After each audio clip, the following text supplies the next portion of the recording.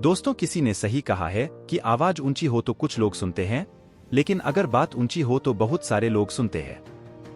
आज हम आपको एक छोटी सी कहानी सुनाने जा रहे हैं। एक 19 साल का लड़का जो उसके मालिक के यहाँ पर नौकरी करता था, उसके माँ बाप कोई नहीं थे इस दुनिया में। जिंदगी बड़ी दुख में चल रही थी।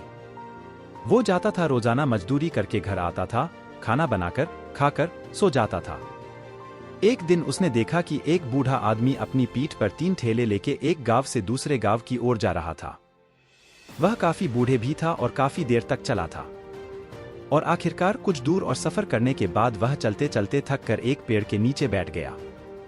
तभी उनकी नजर एक नौजवान लड़के पर पड़ी जो उसी रास्ते से जा रहा था, और वह भी उसी दिशा में जा रहा था जिस दिशा में उन बूढ़े आदमी को जाना था। तभी वह लड़का उन बूढ़े आदमी के पास से होकर गुजरता है, तो वह बूढ़ा आदमी उस लड़के से कहता है, सुनो बेटा, क्या तुम मेरी थोड़ी सी मदद कर सकते हो? मैं ज्यादा समय तक इनका बोझ नहीं उठा सकता और मैं बहुत थक भी चुका हूं, तो क्यों ना तुम मेरे एक ठेले को ले लो और मुझे उस दूसरे गांव तक पहुंचा दो। इसके बदले में मैं तुम्हें 8 स्वर्ण मुद्राएं दूंगा। वह लड़का उन बूढ़े आदमी की सारी बातें सुनता है और उन बूढ़े आदमी से कहता है, कोई बात नहीं अंकल, मैं आपकी मदद कर देता हूं, कहिए आपको कहाँ जाना है। ऐसा कहकर उस लड़के ने उन बूढ़े आदमी का एक झोला उठा लिया और अपने कंधे पर ले लिया। तभी उस जवान लड़के को यह एहसास हुआ कि यह ठेला तो सचमुच बहुत भारी है। वह लड़का और बूढ़ा आदमी दोनों रास्ते में आगे की ओर बढ़ चले। कुछ दूर आगे चलने के बाद देखते ही देखते वह गांव खत्म होने लगा और अब एक सुनसान रास्ता आगे की ओर जा रहा था। वे दोनों अपने मार्ग में मस्त होकर आगे की ओर बढ़ रहे थे। जब भीड़ से पूरी तरह से अलग हो गए थे, वह लड़का उन बूढ़ा आदमी से कहता है, अंकल, इस ठेले में आखिर ऐसा क्या रखा है जो ये ठेला इतनी वजन है? इस पर वह बूढ़ा आदमी उस लड़के को जवाब देते हुए कहते हैं, कुछ नहीं बेटा, बस इसमें तांबे के कुछ सिक्के भरे हुए हैं, इसी कारण ये ठेले में बहुत वजन है। उन बूढ़ा आदमी की यह बात सुनकर वह लड़का मन ही मन सोचने लगा, लगता है ये अंकल जरूर कोई व्यापारी है, तभी तो इतने सारे तांबे के सिक्के लेकर चल रहे हैं। और फिर तभी उसके मन में एक ख्याल आया कि मुझे क्या करना है, मुझे तो खाली ये ठेला दूसरे गांव तक पहुंचाना है। बस इतना ही। जैसे ही उसके मन में ये ख्याल आया, उसने तांबे के सिक्कों का वह ख्याल मन से निकाल दिया और अपनी धुन में मस्त होकर वह आगे की ओर चलने लगा। चलते कुछ और समय बीता और वे दोनों एक नदी के किनारे जा पहुंचे। वह लड़का हट्टा कट्टा था और काफी चुस्त और तंदुरुस्त भी था, इसलिए वह बिना सोचे समझे उस नदी में उतर जाता है। किंतु वह बूढ़ा आदमी अब भी किनारे पर ही खड़े थे। इस पर वो लड़का उन बूढ़ा आदमी से कहता है, क्या हुआ अंकल? चलिए आइए, हमें यह नदी पार करनी होगी, तभी तो हम उस गांव तक पहुंच पाएंगे। इस पर वह बूढ़ा आदमी उस लड़के से कहते हैं, मैं जानता हूं बेटा कि हमें ये नदी पार करनी ही होगी, लेकिन जैसा कि तुम जानते हो मैं अब बूढ़ा हो चुका हूं और दो ठेले लेकर मैं ये नदी पार नहीं कर सकता। कहीं मेरा पाँव फिसल गया तो क्या होगा? क्या तुम मेरी एक और गठरी ले सकते हो? मैं तुम्हें इसके बदले भी 8 स्वर्ण मुद्राएं दूंगा। इस पर वह लड़का मुस्कुराते हुए उन बूढ़ा आदमी से कहता है, अंकल, आप मुझे शर्मिंदा कर रहे हैं। यदि आप मुझे स्वर्ण मुद्राएं ना भी दें तो भी मैं आपका कार्य अवश्य करूंगा। मैं आपको उस दूसरे गांव तक जरूर पहुंचाऊंगा। इस पर वो बूढ़ा आदमी मुस्कुराते हुए उस लड़के से कहते हैं, बेटा, तुम तो बड़े ही भले इंसान लगते हो। इतना कहकर उन्होंने वह दूसरी गठरी भी उस लड़के को थमा दी। उस लड़के ने जब वह दूसरी गठरी अपने कंधे पर रखी तो वह गठरी भी उसे बहुत ज्यादा भारी लगी, लेकिन उसने वहां पर कुछ नहीं कहा। जैसे तैसे उन दोनों ने नदी पार की। नदी पार करने के बाद बातों बातों में ही उस लड़के ने उन बूढ़े आदमी से कहा, अंकल, आखिर इस दूसरी गठरी में क्या है? ये गठरी भी बहुत वजन है। इस पर वह बूढ़ा आदमी उस लड़के को जवाब देते हुए कहते हैं, बेटा, इसमें चांदी के सिक्के हैं, इसी कारण यह गठरी भी बहुत वजन है। उन बूढ़ा आदमी की ये सारी बातें सुनकर अब उस लड़के का दिमाग तेजी से काम करने लगा था।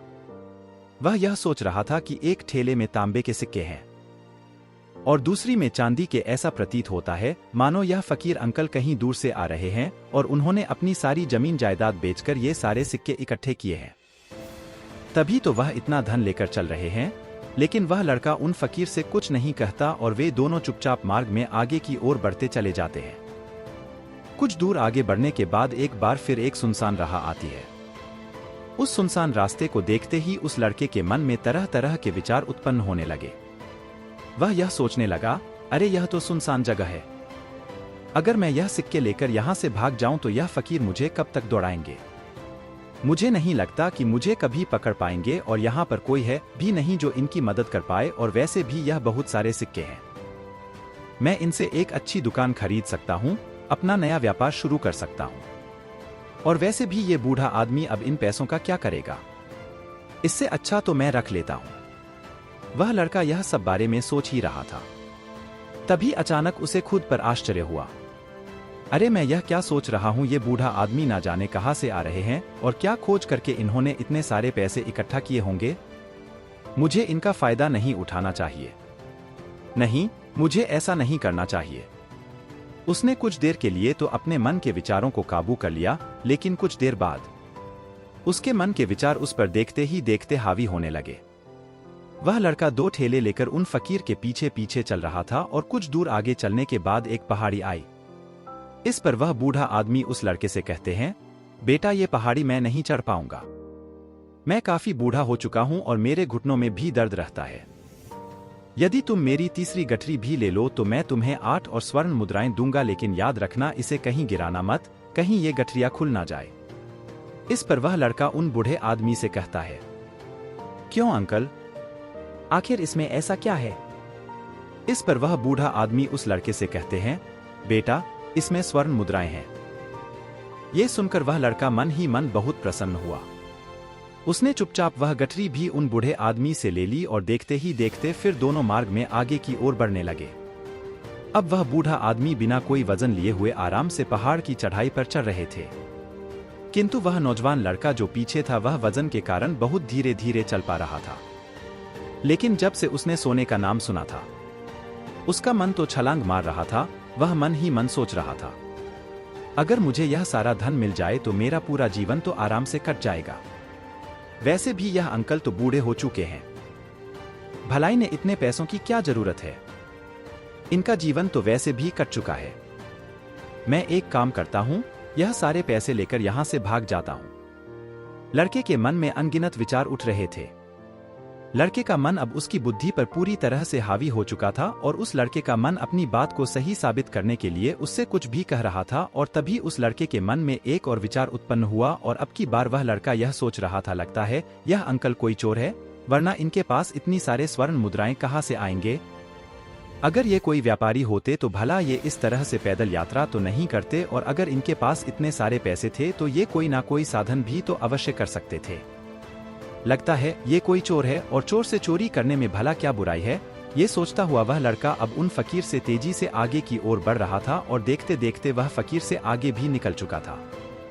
और वह यह सोच रहा था कि जैसे ही इस पहाड़ की ढलान आएगी मैं तीनों गठरियां लेकर भाग जाऊंगा।